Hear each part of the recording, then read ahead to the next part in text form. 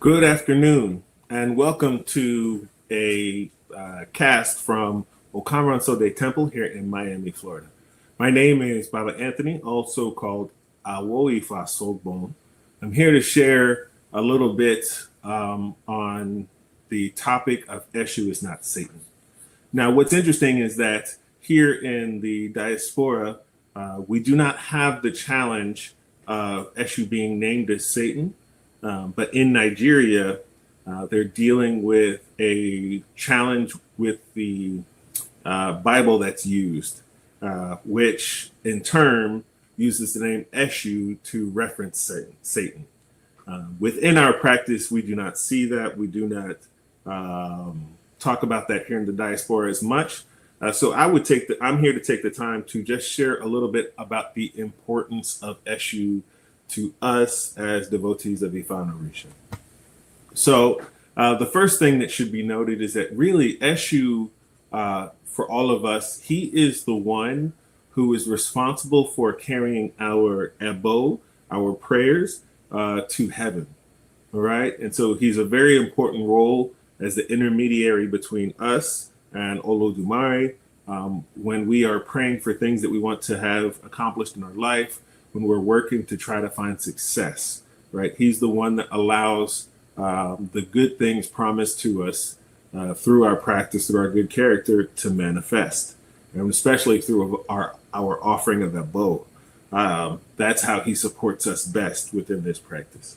I do want to share a short story from the Odu of Irosum Meiji. Odu of Irosum Meiji.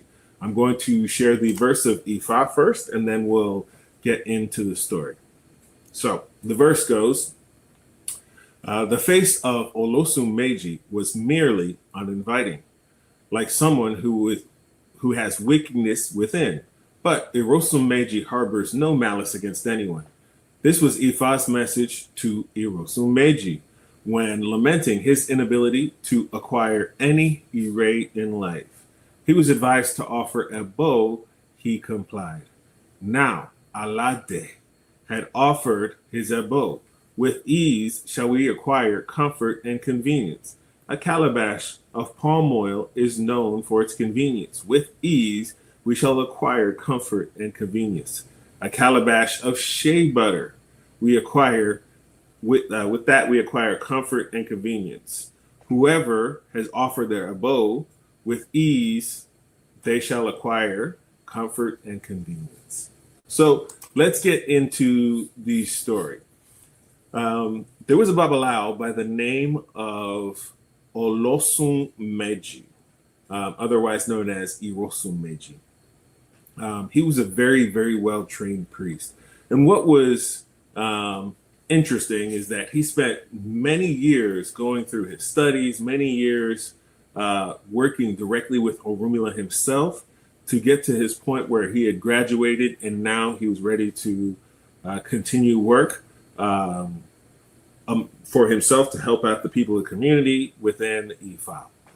But the challenge was that Irosum Meiji had what the common day term, I guess, would be referred to as the resting bee face, right? Their face, when his face was in rest mode, he always looked like he was mad, probably something like this. But probably internally, he was smiling and happy, or at least glad when people came to see him. And because of this look that he had for himself, what was most interesting is that he just didn't have any work. He didn't really have friends or people that wanted to hang out with him. The community kind of stayed away from him. And, he was kind of referred to as a wicked man simply based on looks alone. And we know as people, that's not the best way to live our lives. You can't judge everything by its cover. It's important to find out information. It's important to understand where the person is coming from. So Olosum Meiji was at a point where he was thinking about his life, right?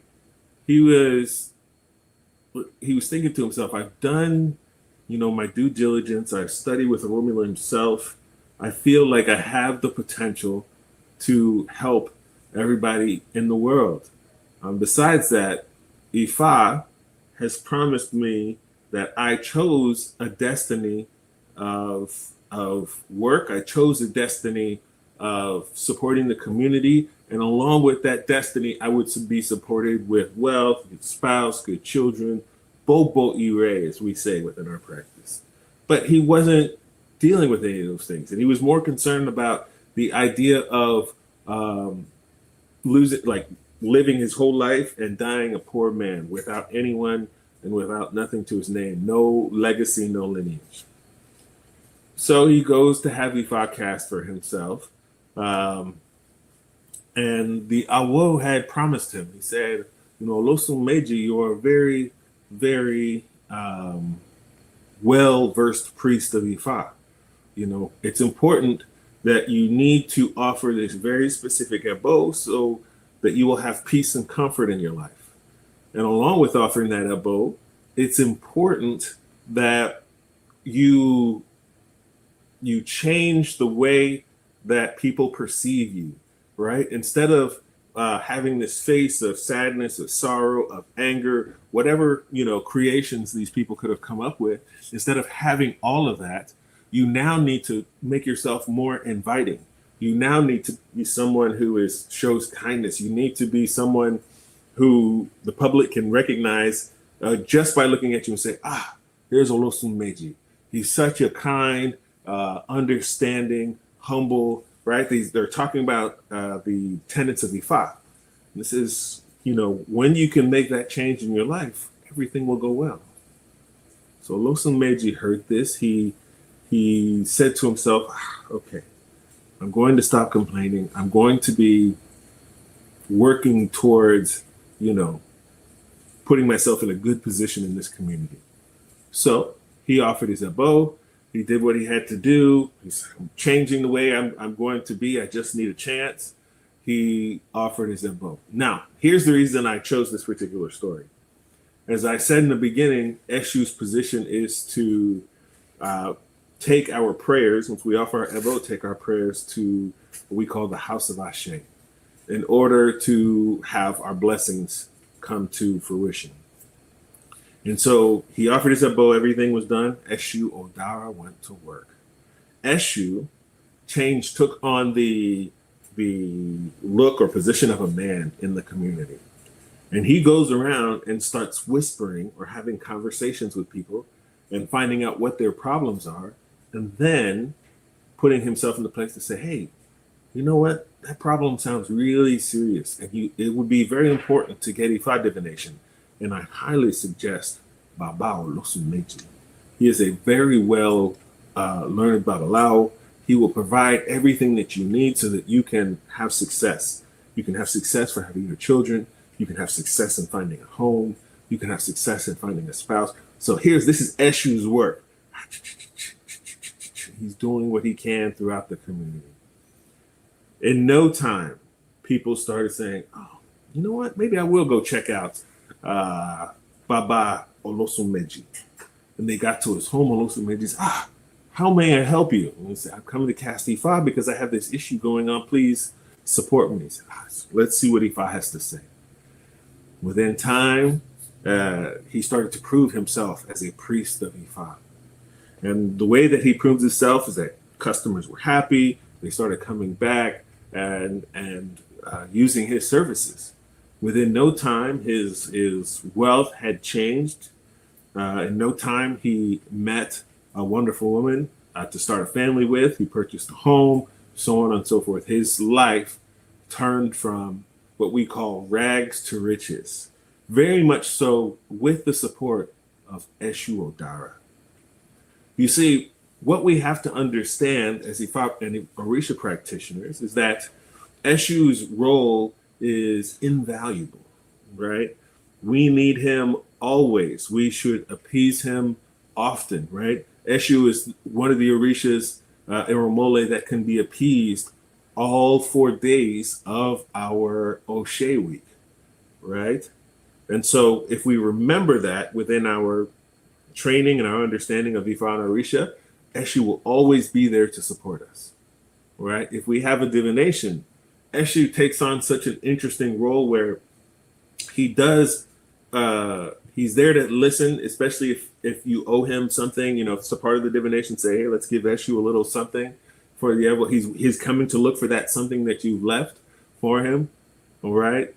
But if we don't offer Ebo, and this is where I think sometimes people get the mixture, they say, oh, Esu is a trickster. Right? No, I don't believe that Esu is a trickster. He does trick the negativity out of our lives, right? Trick those who come to cause issues in our lives. He does use tricks to help us solve our issues, but he also is one who will, I say, allow challenges to play itself out if we go for divination and say, you know what, I'll just take the advice and I'll do everything myself. Sometimes Esu just sits back and says, no problem. He doesn't attack us. He just sort of allows things to manifest as they would, if you're not seeking help. One of my favorite messages from one of his orikis, goes, Esu Laalu, the strong wall of stone, the helper, a very smart and strong man of war, a great jinx called Latopa. He who rewards good to those who do good. And she sure pushes evil to devilish people. The friend of those who offer Ebo, those who offer Ebo shall be blessed by Esu, he who the community is benefiting from.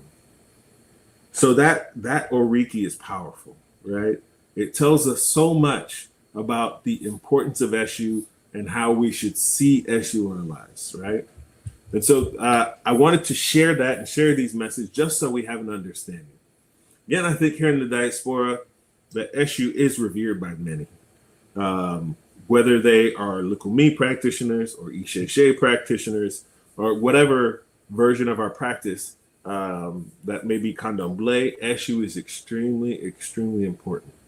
But I wanted to share my thoughts about Esu today. I had an Esu appeasement earlier this week as part of this movement during this time of year, just so that, I can help to support the members of our temple and our community. Let us all remember the importance of Esu and think about being the supporters of those in Nigeria and West Africa who are dealing with the challenges of people who believe that Esu is Satan. That is not the case. Thank you for joining me for today. I hope you have a blessed holiday season. All Dabo.